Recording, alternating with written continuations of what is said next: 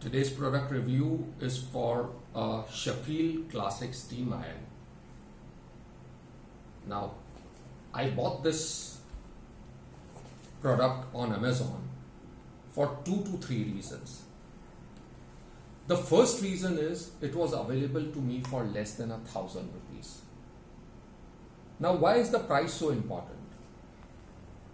If you look at a normal dry iron, the cost of a normal dry iron is 600 to 700 rupees.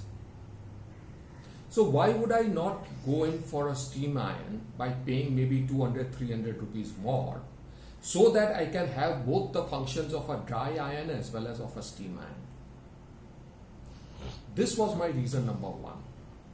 My reason number two is this non-stick sole plate. Now, what happens is, due to normal wear and tear because of your ironing needs, this sole plate, which is supposed to be non-stick, after a period of 1 year or 2 years, the non-stick coating comes out from the edges over here, and this makes the iron stick to the cloth. Now, this problem exists even if you buy a steam iron of say 3,000 rupees.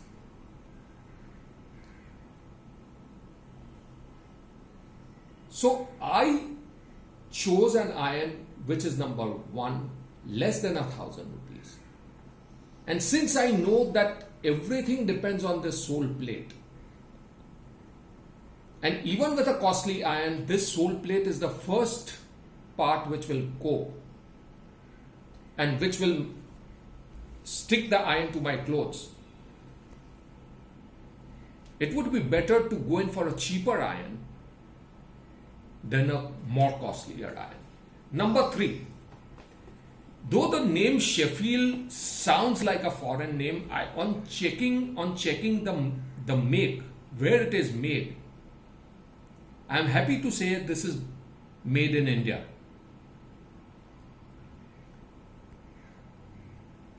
These are the 3 reasons why I have gone and chosen this iron.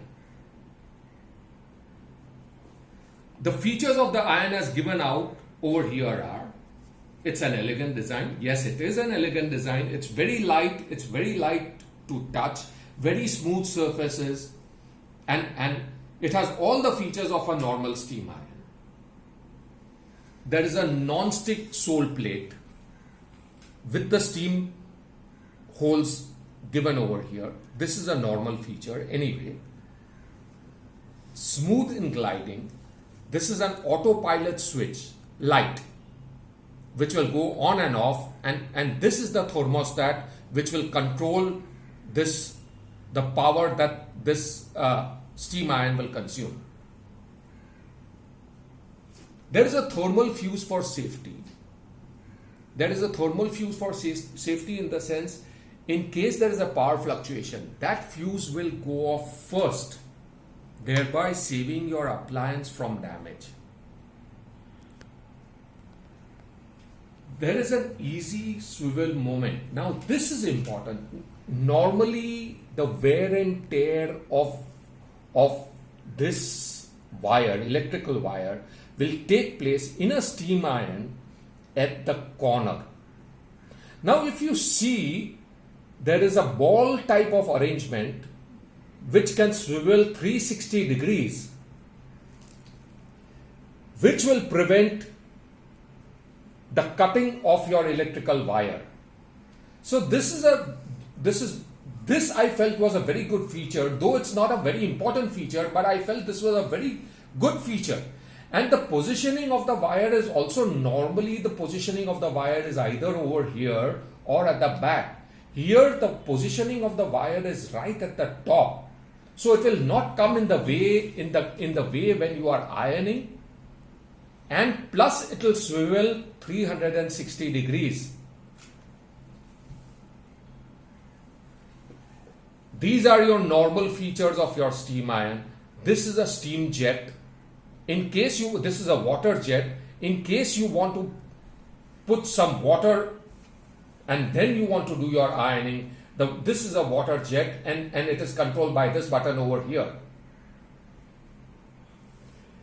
This is a steam control knob. This will control the extent of your steam coming out from your holes over here. So all that you have to do is get this knob, when it is in the off condition, is this thing. Then you press it. This is in the off condition. This is a condition in which you have to do your dry ironing, when there is no steam coming out.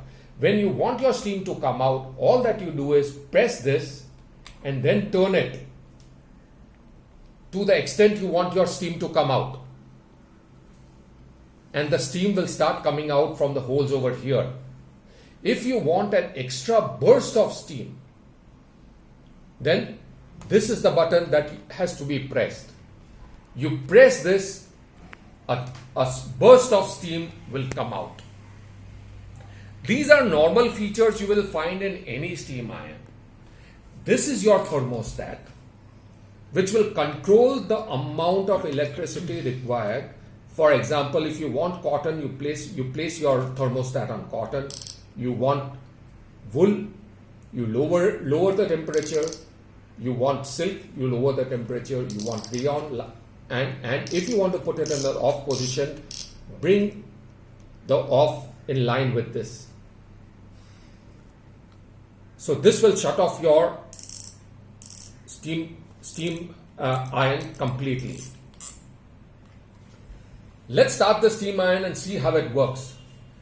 This is your water inlet, and they have also given you a measuring jar with a max water line over here.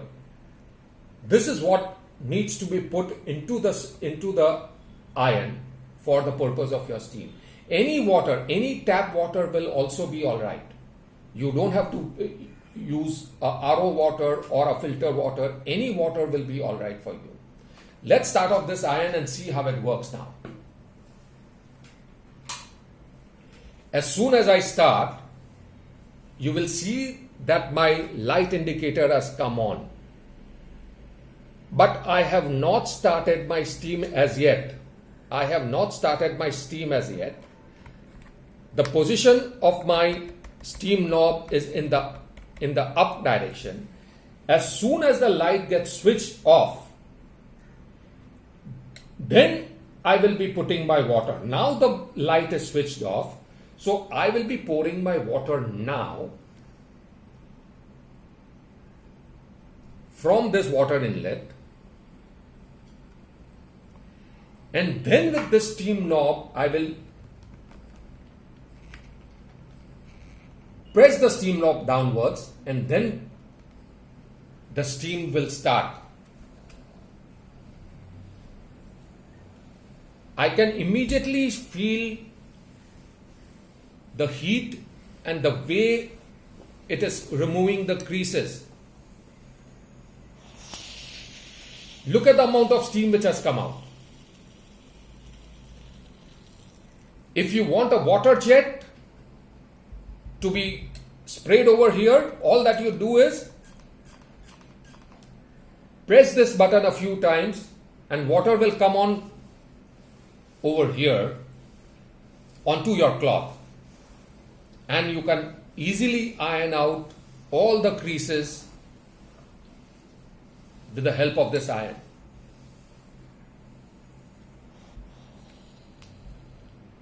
If you want a jet spray, steam jet spray to come out, you press this